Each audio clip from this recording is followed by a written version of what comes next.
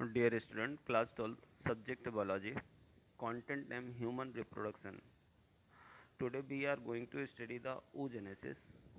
In human female, oogenesis is a discontinuous and waterful process whose duration is very long. In early embryonic stages, the primordial germ cells of germinal epithelium of ovarians undergo repeated mitotic division to produce lakhs of oogonia. At the end of fifth month of the embryonal development, each ovary produces as about 6 lakh oogonia before the birth of female child. Large number of oogonia gets degenerated. It is referred to as astrasia of this cell. Before the birth, some of the oogonia grow into the primary oocytes and therefore enter into the prophase of first mitotic division. The stage of primary oocyte in maintain the static and the cell division gets completed just before the ovulation only. In this way, through about 2 lakh primary oocytes remain active in the ovary at the time of birth, but majority of them becomes arrestic before puberty, at which time only some 40,000 oocytes persist to in each ovary. A mere 400 or so of these will be shed at ovulation with the potential of fertilizations during the reproductive years of adverse average women. The process of maturation of complete in the following steps. Dear student, we are going to study the oogenesis. हम human female में oogenesis के study करने जा रहे हैं. It is यह एक discontinuous और लार्ज वाटरफुल प्रोसेस है और लॉन्ग ड्यूरेशन या लॉन्ग टर्म की प्रोसेस है. अर्ली इम्बॉर्निंग स्टेज में हम देखते हैं कि जो प्रीमोर्डियल सेल्स होती हैं वो जर्मिनल इपिथेलियम से जो कि प्रोड्यूस होती हैं. ओवरी में लगातार जर्मिनल इपिथेलियम रिपीटेड डिविजन्स करती है और लार्ज नंबर में oogonia को प्रोड्यूस करती है. जब फिफ्थ मंथ पूरा होता है एम्ब्रियोनल डेवलपमेंट का, ओवरी लगभग 6 लाख oogonia या इससे भी ज़्यादा oogonia सेल्स प्रोड्यूस करती है. जन्म से पहले जब बच्ची माँ के पेट में या चाइल्ड फीमेल चाइल्ड इनबॉर्न होने से पहले उसमें लार्ज नंबर में oogonia डिजनरेट हो जाती हैं और इस तरह से oogonia का डिजनरेट होना एरेस्टिया के एस्ट्रियस केस के नाम से जाना जाता है.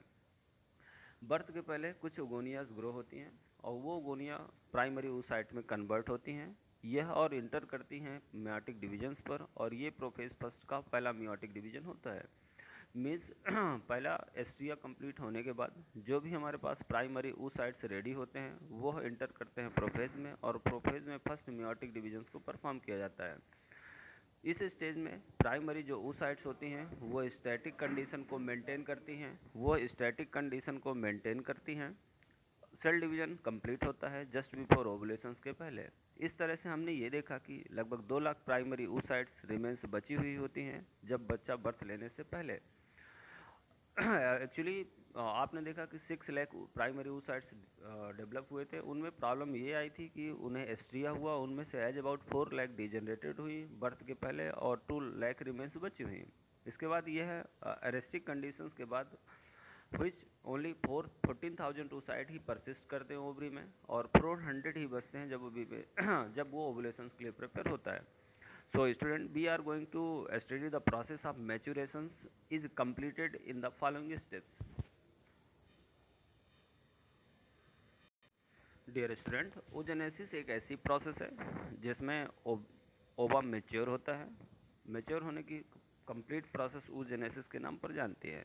So dear student, we are going to study the process of maturation is completed in the following step. First, each primary oocytes is surrounded by a single cover of squamosal foliar cells.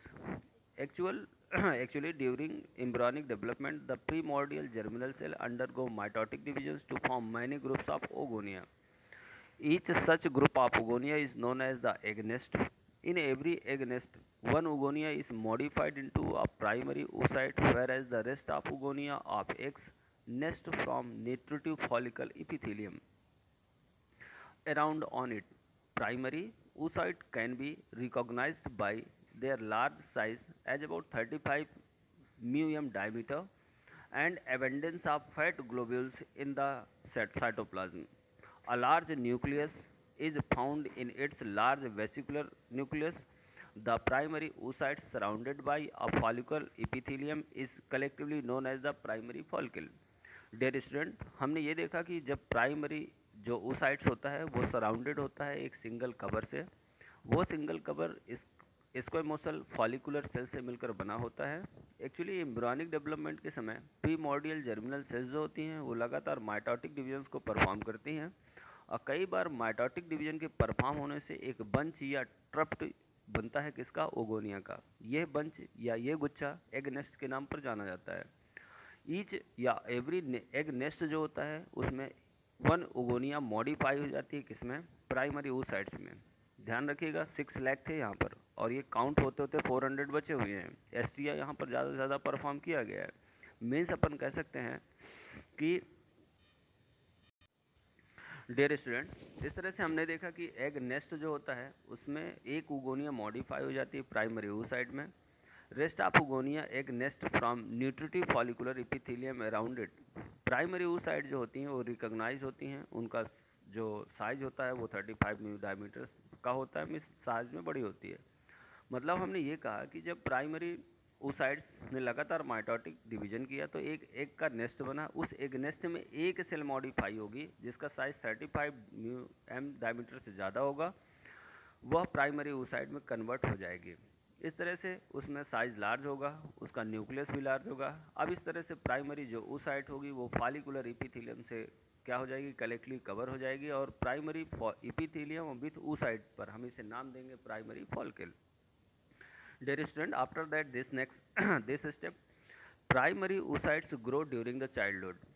With increase in quantity of the cytoplasm, amount of fatty material also increase in the primary oocytes, and their diameter increase as about 117 to 142 mm. Follicular cells around the primary oocyte undergo repeated divisions to form a multi-layered envelope around them. These cells are also known as granulosa cells, and the covered they make it known as the theca granulosa. A dense amorphous substance get deposited immediately, theca granulosa, and primary oocyte to form a cover between them. This cover is known as the zona pellucida. Dear student, we are study the female reproductive system in human and perform the oocytes. Primary oocytes childhood में ही develop हो जाती हैं। जैसे जैसे इनकी quantity increase होती है, cytoplasm increase होता है, फैटी एसिड मटेरियल इन पर डिपॉजिट होता हुआ चला जाता है, और प्राइमरी oocyte का डायमीटर इंक्रीज होते हुए 117 एंड 142 mm तक बढ़ जाता है। जो फॉलिकुलर सेल इसके चारों तरफ पाई जाती हैं प्राइमरी oocytes के, वो रिपीटेड डिविजन्स करती हैं, और लगातार डिविजन्स करके वो मल्टी लेयर एक इन्वेलप या कवर बनाती हैं इनके चारों तरफ। इन सेल्स को हम ग्रेनुलोसा सेल्स के नाम पर जानते हैं। ये उनके चारों तरफ कवर बनाती हैं, और जब ये कवर बना देते हैं तब हम इसे थीका ग्रेनुलोसा के नाम पर नॉमेनक्लेचर करते हैं। देखते क्या है कि एक डेंस एमॉर्फस सब्सटेंस इनके चारों तरफ इमीडिएटली बड़ी फास्ट वे पर डिपॉजिट हो जाता है। कहाँ पर डिपॉजिट होता है, तो थीका ग्रेनुलोसा के और सेल्स के बिटवीन या बीच में डिपॉजिट होता है। मीन्स किसके, थीका ग्रेनुलोसा और प्राइमरी oocytes के बीच में डिपॉजिट होने वाला यह सब्सटेंस जोना पेलुडिसा के नाम पर जाना जाता है। Third step is here, the inner cell of theca granulosa adhere to zona pellucida to form a separate layer known as the corona radiata. In this meanwhile, the sternum granulosa becomes enveloped in a cellular and fibrous sheath derived from the ovarian stroma, termed as a theca folliculi. With the growth of follicle, theca folliculi gets differentiated into two envelopes. The envelope develops of secretory cell called theca interna, and the outer envelope of collectively tissue called the theca externa. The cell of theca externa starts secreting a follicular fluid which appears in the form of fluid called filled cavity that is known as the antrum. Meanwhile, we can say that this stage of follicular is known as the secondary follicle. So dear student, we are going to study the oogenesis in the female. We are try to take the third step of oogenesis. इसमें हमने क्या देखा, हमने ये देखा कि जो theca granulosa develop हुई थी वो theca granulosa. So dear student, हमने ये देखा कि थीका ग्रेनुलोसा वो एडेहर होती है। Adhere means attracted toward the zona pellucida, और इन दोनों के एडहेयर होने से एक सेपरेट लेयर बनती है जिसे हम कोरोना रेडिएटा के नाम पर जानते हैं। मीनवाइल हम अपन कह सकते हैं कि जो स्ट्रेटम ग्रेनुलोसा किसमें इन्वेलप्ड हो जाती है एक सेलुलर और फाइब्रस शीथ के द्वारा, और इस फाइब्रस शीथ के सेलुलर और फाइब्रस शीथ के इन्वेलप बनने से हमें एक नई लेयर डिराइव्ड होती है जिसे हम ओवेरियन स्ट्रोमा के नाम पर जानते हैं। इसे हम एक नया टर्म कॉइन करते हैं जिसे हम थीका फॉलिकुली के नाम पर जानते हैं। जब ये फॉलिकल लगातार ग्रो होता है, थीका फॉलिकुली डिफरेंशिएट होना शुरू होती है और ये डिफरेंशिएट होकर दो एनवेलप बनाती है, जिसमें जो अंदर का एनवेलप होता है वो सेक्रेटरी सेल मिस सेक्रेट करने वाली सेल में चेंज हो जाती हैं और ये सेक्रेटरी सेल को हम थीका इंटरना के नाम पर जानते हैं। आउटर एनवेलप जो डेवलप होता है वो कनेक्टिव टिश्यू से मिलकर बना होता है, इसलिए हम उसे थीका एक्सटर्ना के नाम पर जानते हैं। ये जो थीका एक्सटर्ना और थीका इंटरना होती हैं, ये दोनों डिफरेंशिएटेड हो जाती हैं। एक फ्लूइड भर जाता है या फिलअप हो जाता है इस थीका इंटरना में, या फ्लूइड स्टार्ट हो जाता है सेक्रेट होना। ये अपीयर होता है एक फ्लूइड फिल्ड कैविटी के फॉर्म में, और इस फॉलिकल को जिसमें फ्लूइड पहले से फिलअप होता है उसे हम एंट्रम के नाम पर जानते हैं। यह स्टेज सेकेंडरी फॉलिकल में डेवलप होती है। After that, we are going to the fourth stage. After puberty, under the influence of gonadotropic hormones secreted from the pituitary glands, the meiotic divisions again start in primary oocyte of usually one secondary oocyte every month.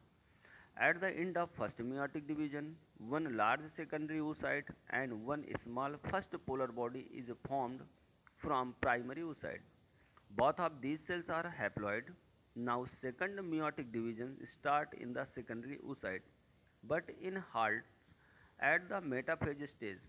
This stage of follicle is known as a Graafian follicle. The follicular cavity of or antrum becomes large by this time. Meanwhile, theca granulosa divide into two layers. Mention here. Meanwhile, theca granulosa divide into two times. Meanwhile, theca granulosa divide into two layers. The peripheral layer attached with theca folliculi and the medullary layer around the oocyte. Since the extension of follicular cavity take place in one direction only, hence a theca layer of theca granulosa cell is found attached to the follicular mass. This mass of cell is known as the cumulus oviricus. Mention on here. This is known as the cumulus oviricus. At this stage, by enlargement, the ripening follicle projects from the surface of ovary and finally ruptured, release the ovum surrounded by the cells of cumulus into the peritoneal cavity, from which it rapidly enter into the oviduct. The process of release of secondary oocyte is known as the ovulation. Dear student, we are studying the ovulation. तो आपने ये जाना कि poverty as cross करने के बाद जब हमारे बॉडी पे हमारे मिस फीमेल चाइल्ड पर गोनाडोट्रोपिक हार्मोन सेक्रेट होना शुरू हो जाते हैं, जो कि पिट्यूटरी ग्लैंड्स द्वारा कंट्रोल किए जाते हैं। पावर्टी एज गेन हुई, गोनाडोट्रोपिक हार्मोन्स पिट्यूटरी ग्लैंड के थ्रू सेक्रेट होना शुरू हुआ, तो पहला मियोटिक डिवीजन परफॉर्म किया गया oocytes के द्वारा। oocyte ने जब पहले मंथ में पहला डिवीजन परफॉर्म किया तो प्राइमरी oocyte सेकेंडरी oocyte में चेंज हो गया। साथ में एक पोलर बॉडी डेवलप होकर सामने आई। मीन्स पहले मियोटिक डिवीजन्स का रिजल्ट ये हुआ कि प्राइमरी oocyte सेकेंडरी oocyte में चेंज हुआ और पहली पोलर बॉडी अपीयर होकर सामने आई। ये जो दोनों सेल्स होती हैं, चाहे वो सेकेंडरी oocytes हो चाहे पोलर बॉडी हो, दोनों हैप्लॉइड होती हैं। इसके बाद सेकंड मियोटिक डिवीजन स्टार्ट होता है। सेकंड मियोटिक डिवीजन स्टार्ट होने पर सेकेंडरी oocyte थोड़ी देर के लिए हाल्ट करता है, मेटा स्टेज पर थोड़ी देर तक रुकता है और इस स्टेज पर को हम ग्राफियन फॉलिकल के नाम पर जानते हैं। फॉलिकुलर कैविटी जो होती है एंट्रम, जहाँ पर फ्लूइड पहले से फिल्ड रहता है, उस फ्लूइड फिल्ड कैविटी जिसे हम एंट्रम कहते हैं, ये लार्ज टाइम तक मीनवाइल लार्ज टाइम पर ये स्टे करती है और थीका ग्रेनुलोसा अब दो लेयर में डिवाइड होता है। ये स्टे इसीलिए होता है ताकि सेल टू पार्ट में डिवाइड हो जाए। फर्स्ट पेरीफेरल लेयर बनती है जो कि थीका फॉलिकुली से अटैच होती है और दूसरी लेयर जो होती है वो मेडुलरी लेयर से अटैच होती है oocyte के द्वारा। इसी तरह से लगातार फॉलिक्यूल एक्सटेंड होता हुआ चला जाता है, लगातार एक्सटेंड होगा, कुमुलस ओविरिकस बनाएगा और इस तरह से ओवम सराउंडेड हो जाएगा डिफरेंट रिपीटेड सेल से और रेडी होगा ओवुलेशंस के लिए। After ovulation the rapture follicle is again sealed and a clot is formed due to accumulation of blood inside the follicle. The cell of theca granulosa grow to form luteal cell. The cytoplasm of these cells these cells a allovis pigment lutein is found. Luteal cells form a stratified epithelium around the coagulated blood to form a corpus luteum. Corpus luteum secrete progesterone hormones. It is a female secondary hormones. In the absence of fertilization, corpus luteum is reduced gradually in the form of scur, which is known as corpus albicus, which layer which layer after that later on get disappeared. So dear student हमने ये जाना कि जब ovulation को हमने perform कर दिया, जो फॉलिकल थी वो जो कि रैप्चर हो चुकी थी अगेन फिर से सील हो जाती है। उस सील होने की जगह पर एक ब्लड क्लॉट बनता है, ब्लड क्लॉट, और एक्यूमुलेशन बंद हो जाता है ब्लड का इनसाइड फॉलिकल में। सेल जो थीका ग्रेनुलोसा की होती हैं वो ग्रो होती हैं और ग्रो होकर के सेल्स बनाती हैं जिन्हें हम ल्यूटियल सेल्स के नाम पर जानते हैं। अब जो सबकी साइटोप्लाज्म होता है वो एलोबिस पिगमेंटेड हो जाता है और इस एलोबिस पिगमेंट होने के कारण हम इसे ल्यूटिन के नाम पर जानते हैं, या ल्यूटिन के कारण ये एलोबिस पिगमेंट होता है। ल्यूटल सेल्स जो होती हैं वो स्ट्रेटिफाइड इपिथेलियम से मिलकर बनी होती हैं और इनके चारों तरफ स्ट्रेटिफाइड इपिथेलियम कोएगुलेटेड ब्लड के फॉर्म में रेडी होता है और तब हम इस ल्यूटिन से बनी हुई सेल को कार्पस ल्यूटियम के नाम पर जानते हैं। कार्पस ल्यूटियम सेक्रेट करता है एक हार्मोन्स जो कि फीमेल सेकेंडरी हार्मोन्स होता है, उसे प्रोजेस्टेरॉन के नाम पर जानते हैं। यदि आफ्टर दैट ओवुलेशन यदि फर्टिलाइजेशन परफॉर्म नहीं होता या एब्सेंस ऑफ फर्टिलाइजेशन या grant to absence of fertilization होता है, तब कार्पस ल्यूटियम रिड्यूस होना शुरू होती है। रिड्यूस किस फॉर्म में होती है? तो स्कर के फॉर्म में होती है, रिमेंस के फॉर्म में होती है।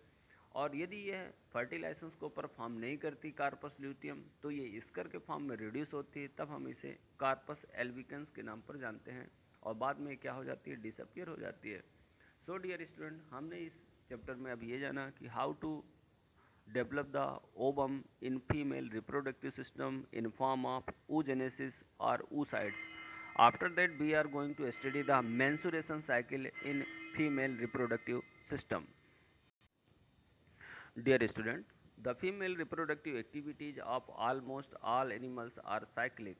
Usually, breeding cycles are seasonal and coordinated so that the young are born at the time of year when conditions for growth are most favorable. In mammals, two main reproductive patterns occur: first, estrus cycle and menstruation cycle. Estrus cycle is characteristic of most mammals where female is receptive to male for a restricted period for the year, which is known as heat period. The uterine wall revert to its normal form without any collapse and slotting after the heat period. Hence, there is no bleeding at the end of heat period. In the secondary oocytes, second meiotic division is completed only if fertilization is acquired. Means the branch of medicine that deal with the female disorders, specifically infertility and sexual dysfunction, is called andrology. On the contrary, the branch of medicine concerned with the diagnosis and treatment of disease of female reproductive system is called gynecologist, and the scientist or researcher is known as the gynecologist. Menstruation cycle is a specific reproductive pattern occur in female of primary in which reproductive process involve a monthly reproductive cycle comprising of stepwise changes in ovaries and uterus of female. This cycle ends with the collapse and slotting of uterine lining known as endometrium, which result into bleeding in human females. Menstruation cycle start at age of 13th year. This is known as menarche or puberty. Menstruation is ceased the age of 45 or 50. The condition is being known as the menopause. Menstruation cycle is regarded by hormones secreted by anterior pituitary glands and ovaries. Menstruation cycle is of 28 days during duration, which can be divided into following three steps. First, menstruation phase. Second, pre-ovulationary phase. And third is the post-ovulation phase. So dear student, after that we are going to study the steps belong to the menstruation cycle in female reproductive system in a human. So dear student, menstrual phase. Each menstrual cycle begins with the bleeding, which persists 5 and 6 days. In the condition of failure of fertilization, when the corpus luteum get atrophicated, misatrophiated, the level of follicular hormones, estrogen and luteal hormones, progesterone, in the blood becomes extremely low, so that the blood vessels uterine wall becomes constricted, thus the blood supply is hindered and they require dehydration. Decomposition and slotting of uterine endometrium. In this way, the menstrual discharge released during the menstruation contain pieces of endometrium, tissue fluid, mucus and abundance of water blood. Means menstruation cycle bleeding के साथ शुरू होता है, 5 और 6 days तक रहता है. ये कंडीशन तब बनती है जब फर्टिलाइजेशन फेल हो जाता है, कार्पस ल्यूटियम अटैच हो जाती है, गेट क्या हो जाती है, एट्रोफिकेटेड हो जाती है, डिसअपियर हो जाती है, डिस्ट्रॉय हो जाती है. तब होता क्या है कि जो फॉलिकुलर हार्मोन जिसे आपने एस्ट्रोजन कहा है और ल्यूटियल हार्मोन जिसे आपने प्रोजेस्टेरॉन कहा है, इन दोनों का जो अमाउंट होता है वो ब्लड में वो एक्सट्रीमली लो होना शुरू हो जाता है.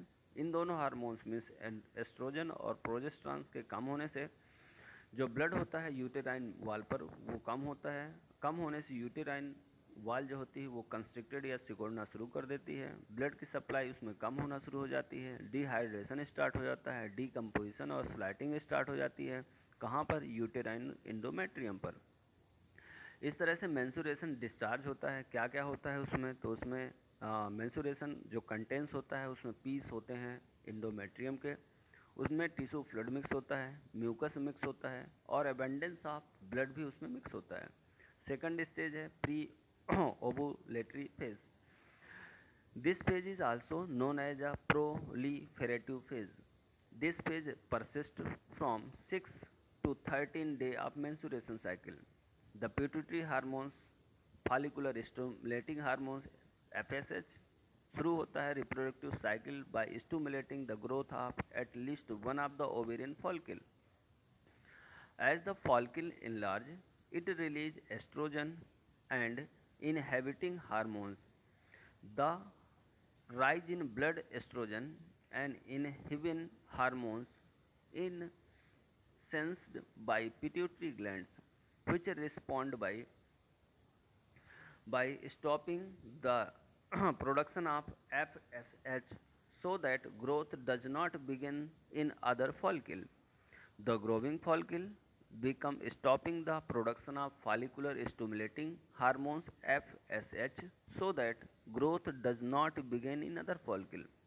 The growing follicle become mature and it is converted into Graafian follicle, which project on the surface of ovary. Estrogen also encourages the production of the second pituitary hormones, that which is the second pituitary hormones, LH. LH means luteinizing hormones or luteinizing stimulating hormones.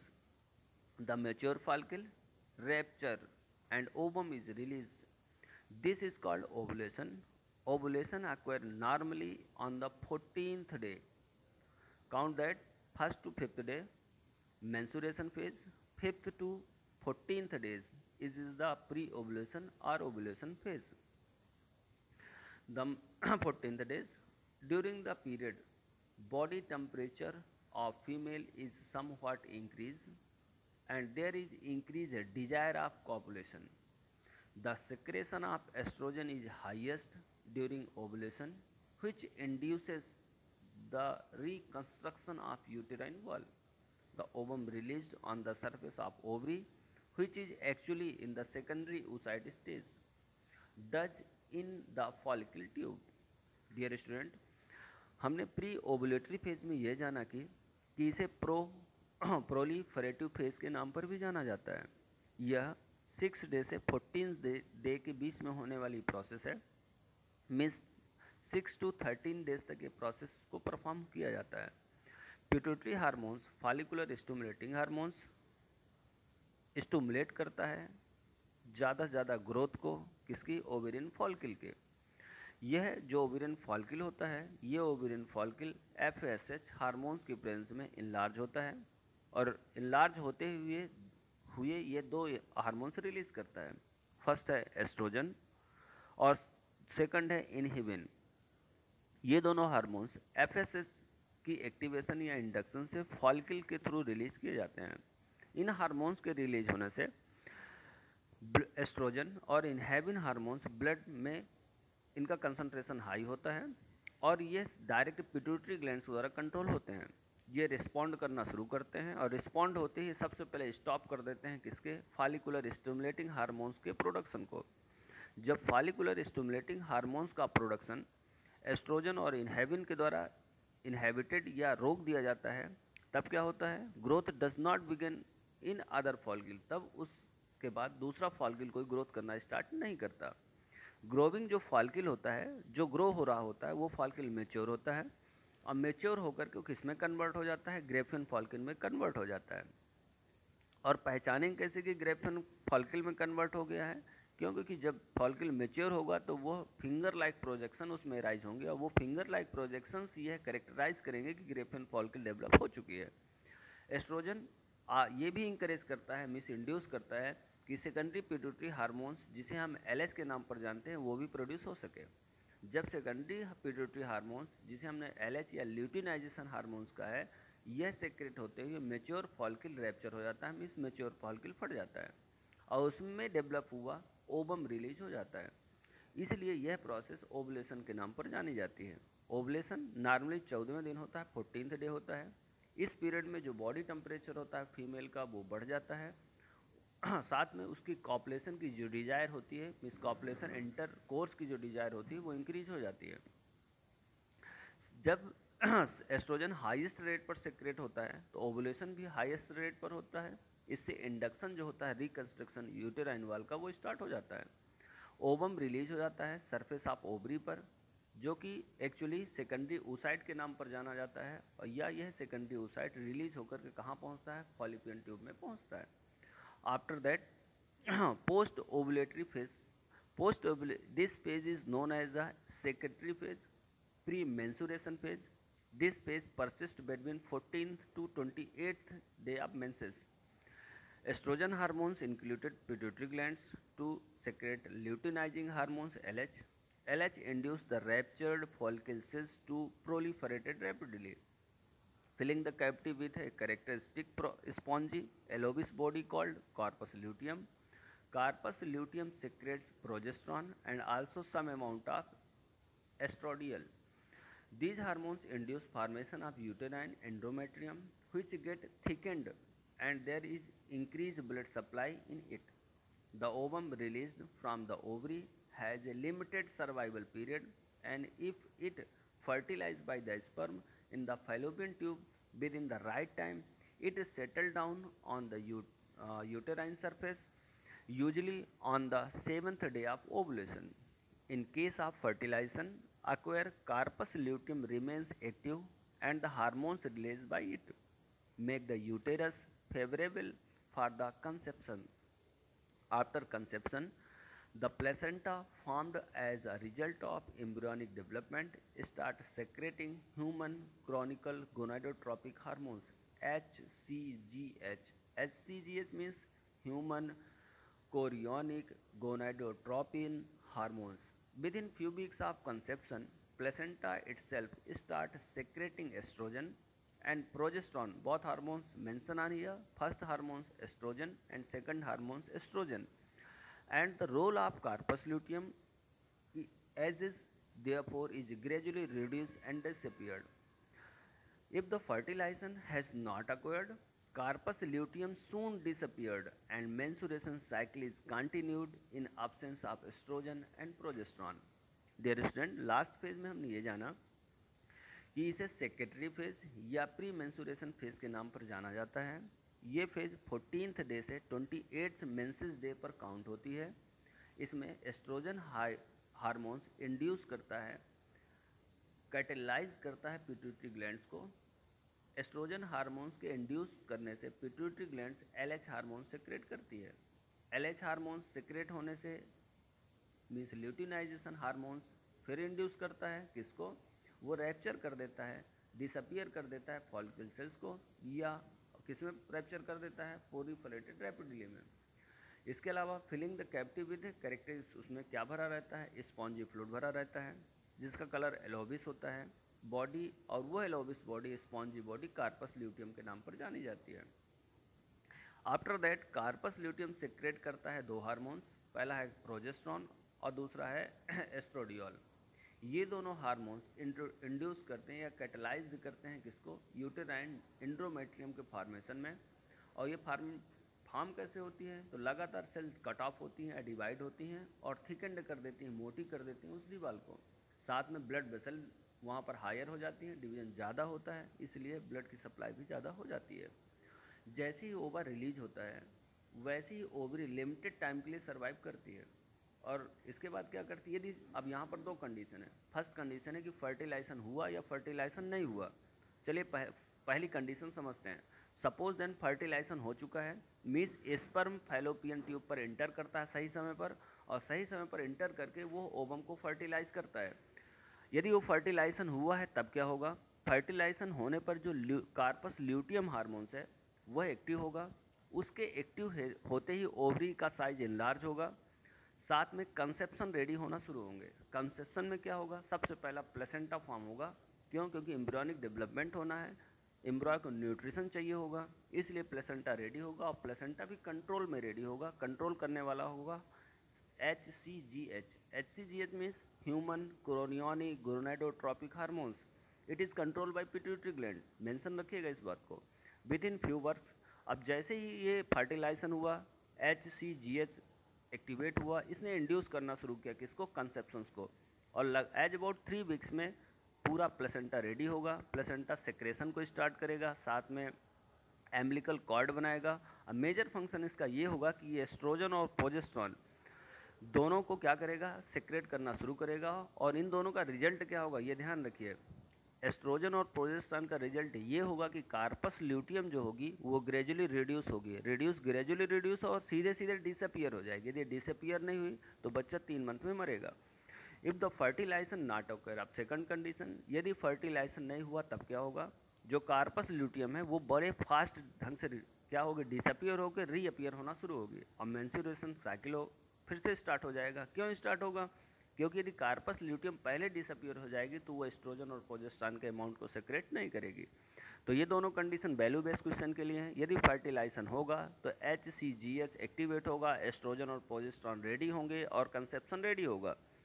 लेकिन यदि यह एक condition और यहाँ बनती है, वो condition क्या है, यदि ल्यूटिनाइजिंग जो कार्पस ल्यूटियम है यदि ये डिसअपियर नहीं हुई तो क्या होगा। हम ये देखते हैं कि हर 1 लाख बच्चे में एक बच्चा 4 या 5 महीने में बेबी बर्थ होने से पहले या पार्टूशंस के पहले डेड हो जाता है और साथ में माँ को भी ले जाता है। इसका रीजन है कार्पस ल्यूटियम का एक अपना रोल क्या है, ये डिसअपियर नहीं होती। डिसअपियर ना होने से एम्बिलिकल कॉर्ड या प्लेसेंटा रेडी नहीं होता। सेकंड है फर्टिलाइजेशन यदि नहीं हो गया, नहीं हुआ तब तो कार्पस ल्यूटियम एस्ट्रोजन और प्रोजेस्टेरॉन को सेक्रेट नहीं करेगी और मेंस्ट्रुएशन साइकिल कंटिन्यू होगा। So dear student, in next video we will discuss about the embryonic development human and also different stages of embryonic development human. Thank you. Have a nice day.